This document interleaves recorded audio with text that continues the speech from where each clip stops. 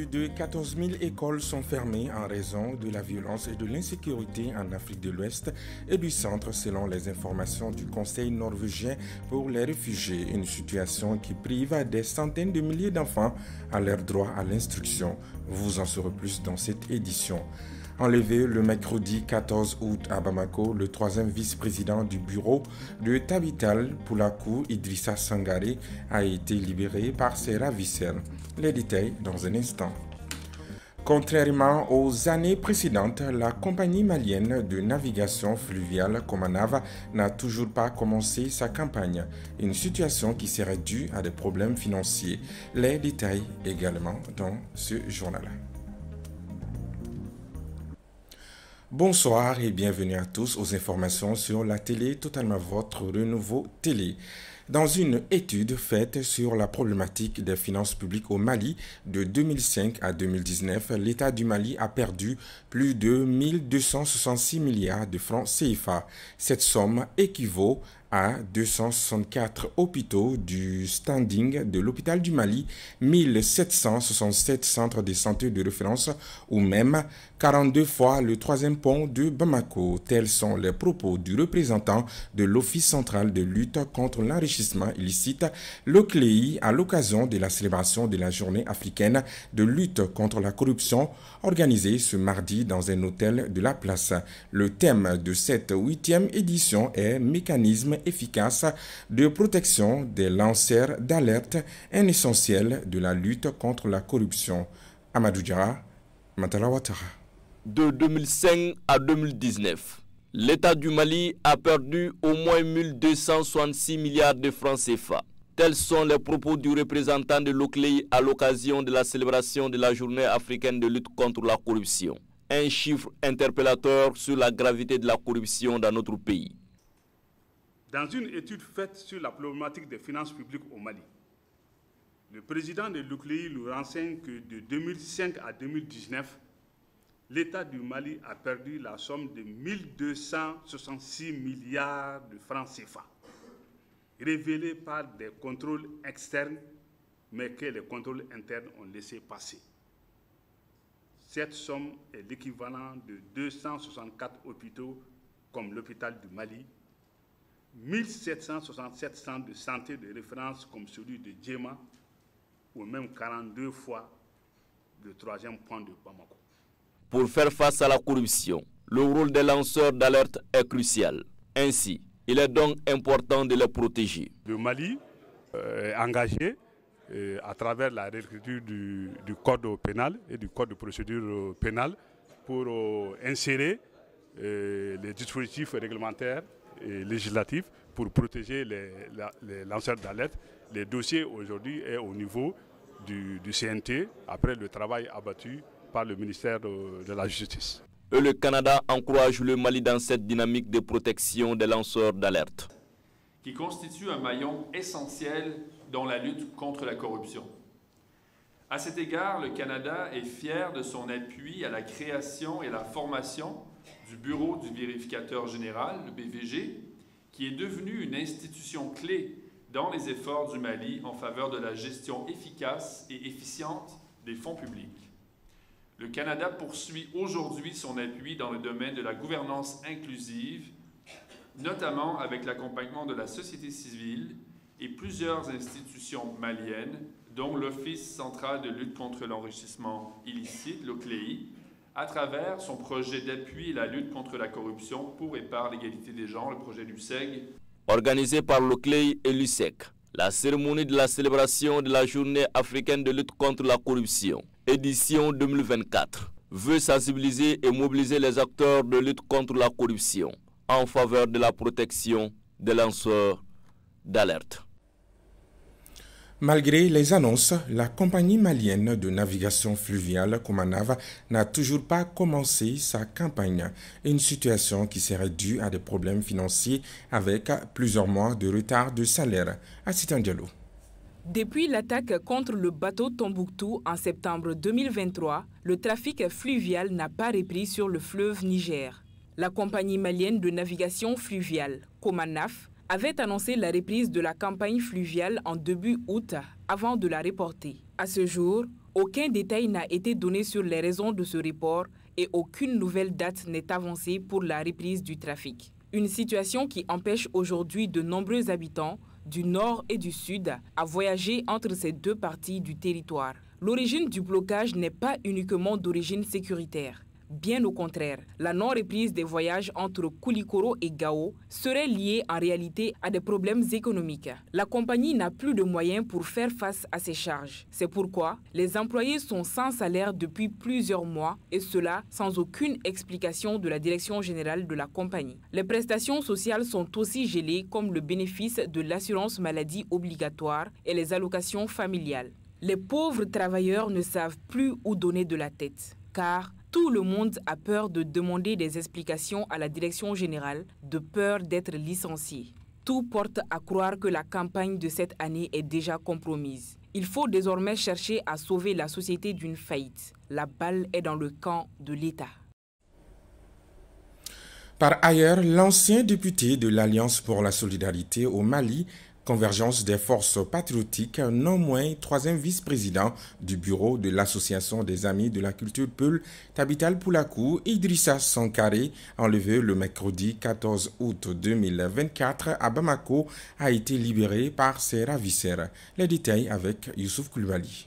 C'est ce mardi matin 10 septembre que la nouvelle de la libération de l'ex-député Idrissa Sankaré par ses ravisseurs a fait le tour de la ville et des réseaux sociaux. Ses proches joints par nos soins ont bien confirmé la nouvelle de sa libération sans fournir plus de détails sur les circonstances qui ont concouru à cette libération. Aucune information n'a filtré sur l'identité des auteurs de cet enlèvement et sur le lieu de détention. La famille politique et les proches de l'ex-député Idrissa Sankaré sont restés sans nouvelles de lui depuis le mercredi 14 août 2024, date à laquelle il a été enlevé par les hommes non identifiés alors qu'il venait du domicile de Maître Hassan Bari, candidat au poste de président de l'Association des Amis de la Culture Peul. Certaines personnes ont même fait les liens de son enlèvement avec l'ouverture du processus de renouvellement du bureau de l'Association des Amis de la Culture Peul Tabital Poulakou qui était prévu pour les 14 et 15 septembre prochains à Bamako. À cause de son enlèvement, Tabital Poulakou a été obligé de reporter l'assemblée élective jusqu'à fin septembre 2024. Idrissa Sankaré était membre influent de cette association et un cadre important pour l'élection de Maître Hassan Bari à la présidence de Tabital Poulakou. C'est d'ailleurs à cause de ses soutiens qu'il aurait reçu,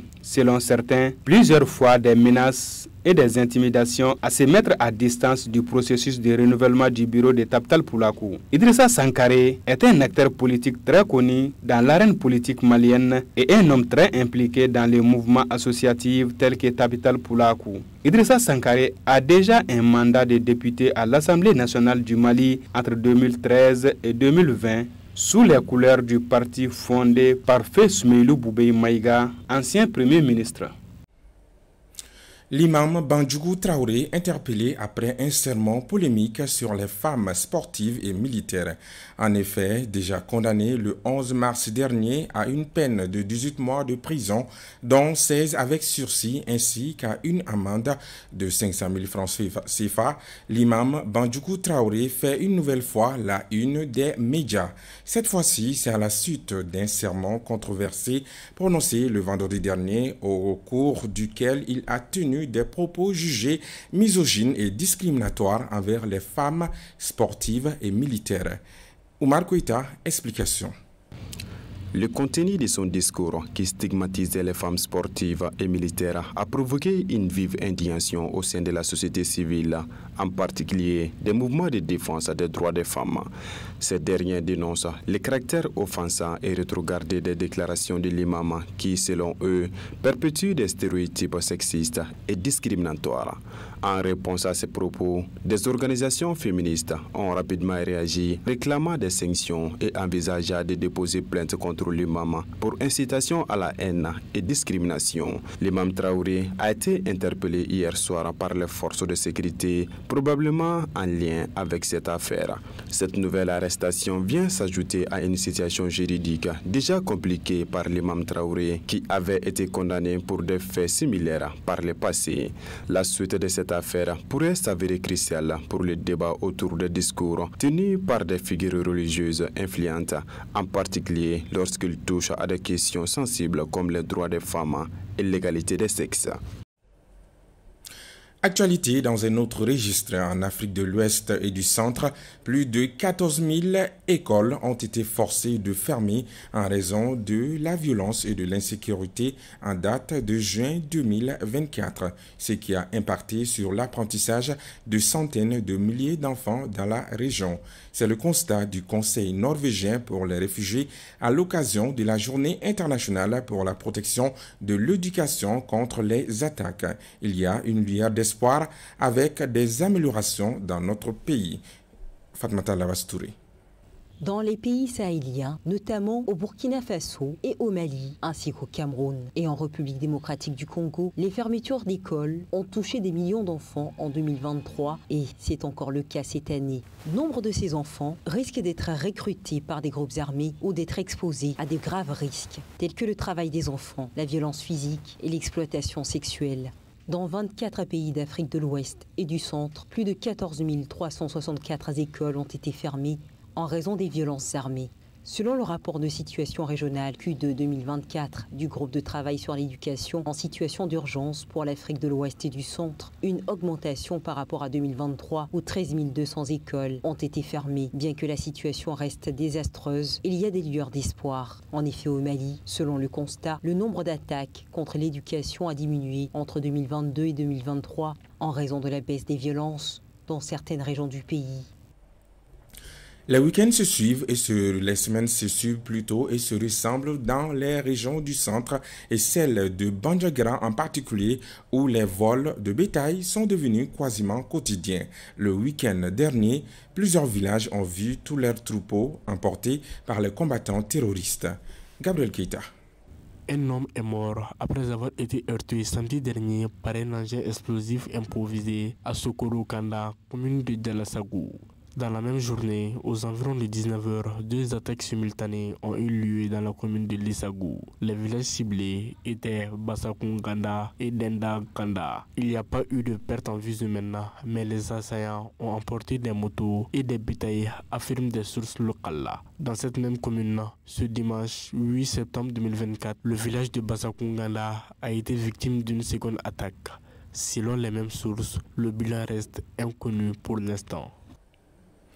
En plus des efforts de l'État pour soutenir les sinistrés des inondations à travers le pays, les bonnes volontés accompagnent aussi les localités sinistrées suite à des inondations.